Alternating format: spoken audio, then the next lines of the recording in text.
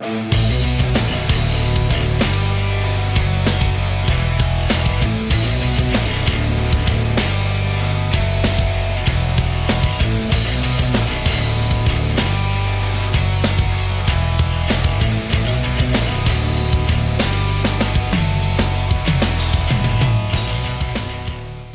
this is Hammer. Before I get into the MegaBattle, I just want to give you guys a modeling update. Taken some of your suggestions and finally decided to go ahead and wash down my army. So I went with the GW washes to really wash out my armor, my reds, and my yellows. And really think my army has progressed quite a bit from my first battle report to now. So definitely happy with how the washers worked out for me. So this picture is showing my 2,400 point list that I'll be using soon in a league. And everything in this list has been toned down. So this picture is showing my Grail Knights with my Heroic Killing Blow General. They're going to be serving as Knights of the Realm for my General's Escort in my 2,400 list. So as you can see, still bright, but not blindingly shiny, which is good. See, these guys are unfinished, but they're going to be serving as Mounted Yeomen. First time I've tried Mounted Yeomen in a list. They're definitely overpriced, fast cav, but redirecting is such a powerful tool that, really wanted to give them a shot. So my Grail Relique pulled through for me, so maybe these guys will do the same. It's my BSB's unit. So I took the Battle Standard and made it black instead of white. Definitely more pleased with the look. And in general, with all my knights, I took their headpieces and instead of white, went with gold, washed out with the GW black wash. And definitely like the look. Make my army look a little darker, a little more manly, always a good thing. One thing I'm not satisfied with is my whites on my lances and some of my knights. It's not a shiny white, but I just think it needs to be washed somehow to give that dirty, gritty look that everything else has gotten since I washed them. So I don't know if I'm going to wash them with the brown and kind of make them all into a tan, or with a gray. I'm not sure. Maybe you guys can post some suggestions on how to deal with the white. So over here, this is going to be my Prophetess unit using Knights Errant. Here is my bus of 12 Knights of the Realm. I always use that Questing Knight banner as the banner of Eternal Flame, but this time it's just going to be a normal banner. But I like that banner a lot, so keep it in my list. Here are my Peg Knights. So on these guys, I took the headpiece from white to gold again and washed out the skin of the Pegasus themselves so they contrast better with the white lances. Got 2 units of 10 bowmen. Finally got movement trays for them. And I also have my 2 trebs in this list. So my only conversion is this, my Heroic Killing Blow General on a horse. Basically just took a warrior priest, so I really wanted a general with a giant 2-handed hammer. Cut his head off, put a knight helmet on him, and pretty much threw on a bunch of Bretonnian stuff on his horse. So I think it turned out okay. I'm happy with it.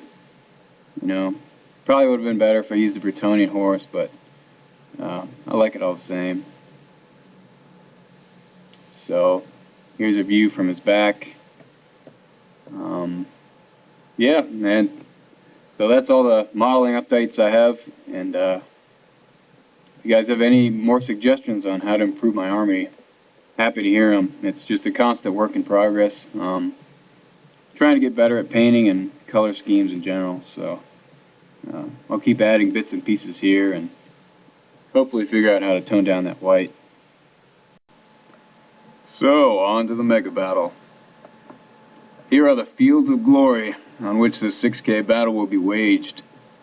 So, we have a couple of magical terrain pieces, none of which played any part in the game, but at the bottom left, that's like a frenzy tower within, 6 inches of it or something. Very central piece of terrain is a wording well, I think. You can drink from it and increase stats or do something like that. And then that ruined tower is just a normal building. So at the top right, there's a hill, and the central preformed hills are being counted as hills. So my last game, I faced my high elf ally for this battle, and we'll be going against another high elf, and of course, the Ogre Kingdoms. Yeah. So this is the player I played a lot in the past.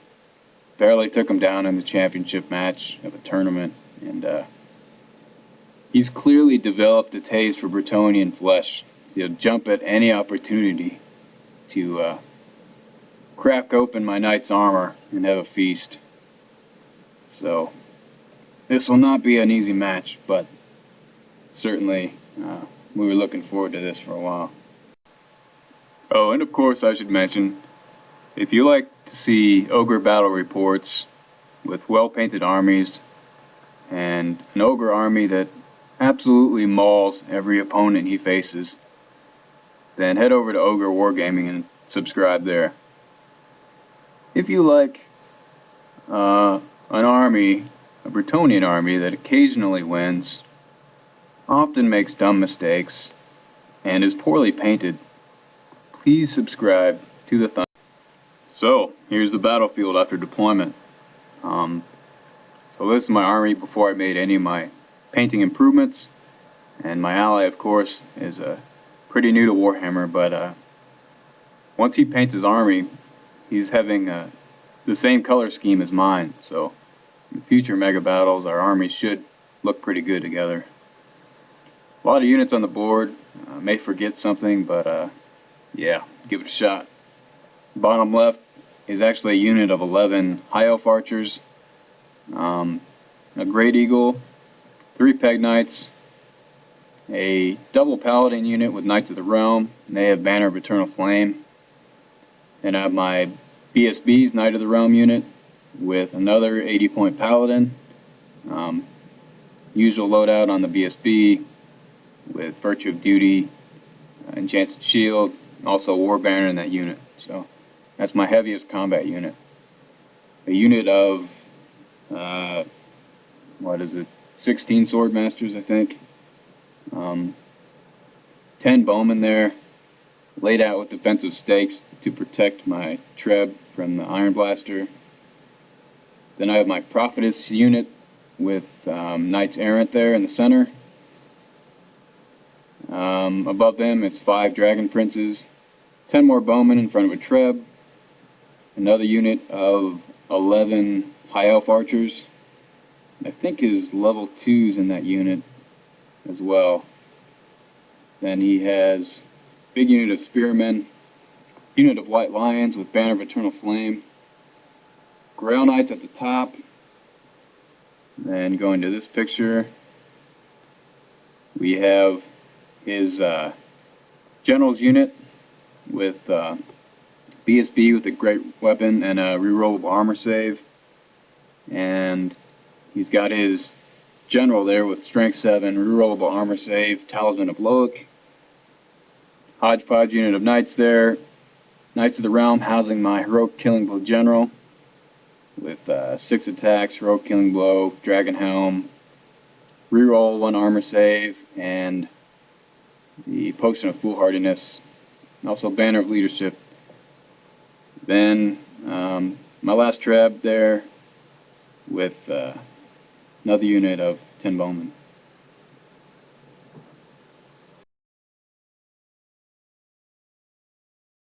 So on our opponent's deployment, it's got a Saber Tusk on the left, Iron Blaster, 10 Dragon Princes, a Giant, 10 Knoblock Trappers, a huge horde of Sea Guard. They also have a VSB in there with Crown of Command, and there's a Mage in that unit as well. So yeah, I was very excited about what my Trebs might be able to do to that unit. It's got an Iron Blaster on the hill, Bolt Thrower, another Bolt Thrower, and the Ogre player has a huge horde of Iron Guts.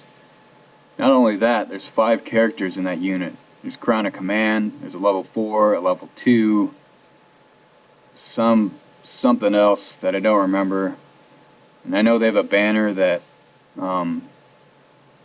lets them deflect a spell cast on that unit on a 2-up to some other unit. So, can't magic them down. Shooting will take a long time. They're stubborn. Ton of strength 6 attacks. Very tough unit to crack there. So, we were definitely intimidated by that. He has a unit of 4 Mornfangs. See, the High Elf has a big unit of Phoenix Guard with the Banner of Sorcery in there. Another level 2 there.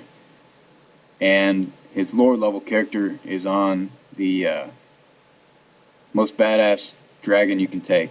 I forget what it's called. So, bad guys turn 1. So the Dragon Prince unit charged my Vanguarded pegs there, but they failed to charge, thankfully. The Giant charged the Great Eagle, who was Vanguarded up there, and he fled behind that stone tower. Failed his panic check, or his terror check, so that was definitely unfortunate, because really relying on that Eagle to redirect those Dragon Princes for my Knights to charge him. Moves his Saber Tusk up there on the left to hunt my Trebs. Everything else just kind of creeps up. In the middle here, his Gut Bust and Mornfangs move up. Nothing else of significance. Oh wait, he moves his Lead Belters into that building, which is pretty dangerous for us. On the right, moves his Phoenix Guard up a little bit. Moves a Saber Tusk behind that wall. His dragon did not march forward like we thought he might. I'd put my heroic Killing Blow General down there as a deterrent, and it seemed to work because he wasn't willing to risk getting charged by my heroic Killing Blow General. So, magic, I think we dispelled all but one thing. But shooting here, so there's a big gap here where my level 4's unit used to be. The most cursed unit I've ever played with. So, an Iron Blaster killed a nearby Bolt Thrower, which caused a panic test and a whole bunch of surrounding units. All my peasants passed their panic test. But my Knights fail the re-rollable panic test. In fact, they rolled an 11 2 times, so it wouldn't even matter if I leadership 10 at this point, and they just run right off the board turn 1. So, wow, this was really irritating, especially because I took a level 4 of Heavens this game, was really excited to test out Heavens, and my ally had a level 2 of Heavens and a level 4 of Life, so we're planning on just dropping comments all over the place, you know, just having a great time. But yeah, the cursed unit does what it does best.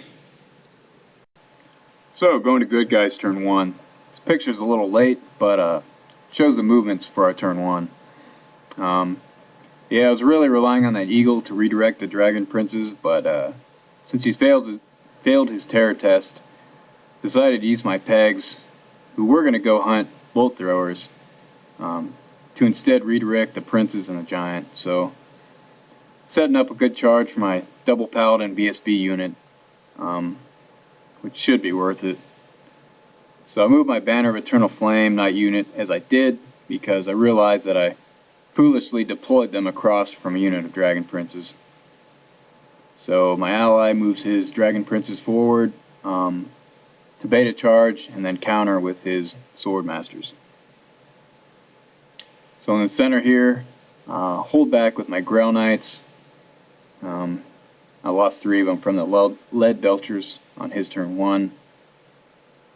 My ally's badass Silverhelm unit kind of holds back because really didn't know what that dragon was going to do. So he's kind of there so he can support both sides, whatever happens. My ally's White Lion unit charges the Lead Belchers in the building. Definitely crushes through them, doesn't kill them completely. And however, the Lead Belchers were stubborn as they're in a building, and were within the leadership 10 of that dragon there in the top right. So it definitely didn't go as planned. So our magic really sucked because now that my level 4 was gone, my ally had to go against 2 opponents worth of Dispel Dice, which was a disaster. I think we're going to change that up in the future. A little bit too unfair or too harsh. However, my Trebs absolutely crushed the Seaguard unit, which was fantastic. This is I think it was 1100 point unit or something like that. And yeah, definitely going to allow us to clean it up easily and score a bunch of points. So, bad guys turn 2. This picture's on the very far left of the board. Sabertusk gets in with my Treb. The only point of positioning those high elf archers there was to kill this Sabertusk. But on our first turn, apparently they just fired Silly String at him and couldn't bring him down. So, yeah, pretty unlucky there. So here in the mid-left, my pegs get triple charged by Knobloch Trappers, Dragon Princes, and the Giant. And the remainder of the Seaguard slams into the Dragon Princes of my ally. Here in the center, my ally's Eagle, who must have basketballs of steel for holding, gets double charged by the Iron Gut unit and Mournfang Cav. And I think there was, during his shooting phase, the Lead Belchers in the building just, pointed their guns out the window and blasted those White Lions in the face.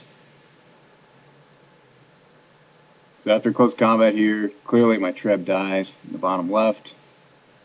My Peg Knights get run down, but the Dragon Princes are right there in front of my Double Paladin unit for a crushing flank charge my next turn. Here's how it looks in the middle. The Dragon Princes managed to hold, which was very fortunate, especially considering that that Seaguard unit has the banner of D6 combat res. So here towards the right, yeah, Eagle just gets dominated, of course. And Iron Guts end up, as you can see. And he moves, the high elf opponent moves his, what are they, Phoenix Guard back. And doesn't move his dragon at all again. So both of us are just wasting each other's time. It's really weird. On good guys turn 2, so the archers reformed to face the Sabertusk. The Eagle rallied. Over here, my Double Paladin with BSB unit slams into the flank of the Dragon Princes. My other Double Paladin unit hits the Knobloch Trappers just to get them out of the way. Let's see, the Swordmasters reform to go towards the Iron Gut bus. We know we have enough to handle this side of the board now. And that Iron Gut bus is the biggest problem we're going to have. So, in the center, charge my Grail Knights into the front of the Iron Guts. So my goal here is to do as much damage as I can, and hopefully one will survive and flee. I know we're going to lose this combat, but we just want to do damage and wear this thing down. Also, my ally's Tyrannic Chariot slams in for the same reason, gets some impact hits, and his spear unit goes into the flank to just try and hold him up for a turn or two. So here in the far right, my ally's Silverhelm unit actually charged the Mournfangs who fled. So it doesn't look like they could fit, but we determined that since the White Lions were charging into the building to fight the Leadbelchers again, that there would be enough room for them to fit. So they fled, and we were fine with that. So after close combat here on the left, yeah, my BSB's unit crushed through the Dragon Princes, of course. Very surprisingly, I lost 2 knights to just 2 rerollable Strength 3 attacks. Yeah, not good. Didn't overrun far enough past the giant, so I'm definitely going to get flank charged. Crushed the Noblars and reform with my other double paladin unit, so I'm there to finish off the Sea Guard, or start pushing towards the center of the board, whatever happens. So here in the Iron Gut combat, let's see, yeah, I had 1 Grail Knight remaining, and they held, unfortunately. Really wanted them to get away and save those points. Tyrannic Chariot died, and my ally lost a bunch of spearmen, but they held.